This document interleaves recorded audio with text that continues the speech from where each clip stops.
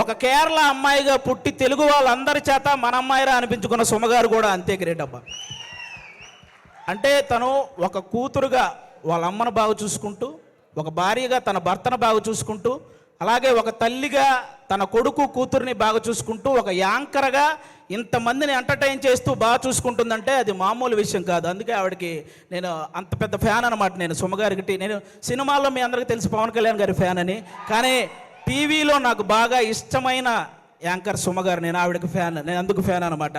బేసిక్గా హీరోల్లో ఫ్యామిలీ హీరోలు ఉంటారు, మామూలు హీరోలు ఉంటారు. అలాగే యాంకర్లో కూడా మామూలు యాంకర్లు, ఫ్యామిలీ యాంకర్లు ఉంటారు. ఫ్యామిలీ హీరో విక్టరీ వెంకటేష్ గారు అయితే ఫ్యామిలీ యాంకర్ మన సుమగారు. అంటే తెలుగు సినిమా ఇండస్ట్రీకి అమ్మాయిలు రావాలంటే ఎక్స్పోజింగ్ చేయాలి, లేకపోతే కమిట్మెంట్ ఇవ్వాలి, ఇలాంటి తప్పుడు ప్రచారాలు చేస్తూ చాలామంది చెప్తుంటారు. కానీ టాలెంట్ ఉంటే అవేం చెయ్యక్కర్లేదు అని నిరూపించినటువంటి మహిళ మన సుమగారు. అంటే మెగాస్టార్ చిరంజీవి గారిని చూసి ఎంతమంది అబ్బాయిలు అయితే ఇన్స్పిరేషన్గా తీసుకొని ఇండస్ట్రీకి వచ్చారో, అలా సుమగారిని ఇన్స్పిరేషన్గా తీసుకొని ఇండస్ట్రీకి వచ్చిన అమ్మాయిలు చాలామంది ఉన్నారు. ఆ విధంగా కూడా ఆమెకి హ్యాట్స్ ఆఫ్ చెప్పుకోవాలి. ఒక ఈవెంట్ అంటే ఆల్మోస్ట్ 4 గంటలు నిలబడి ఆవిడ ఒక్కటే ఎంటర్టైన్ చేస్తూ ఉంటుంది. అలాగే ఒక టీవీ షో చేయాలంటే ఆల్మోస్ట్ 14 గంటలు నిలబడాలి. అంటే ఈవెన్ లేడీస్ ప్రాబ్లమ్స్ ఉన్నా కూడా ఆ పెయిన్ ఫేస్ మీద తెలియకుండా ఇంతమందిని ఎంటర్టైన్ చేస్తూ వస్తుంది.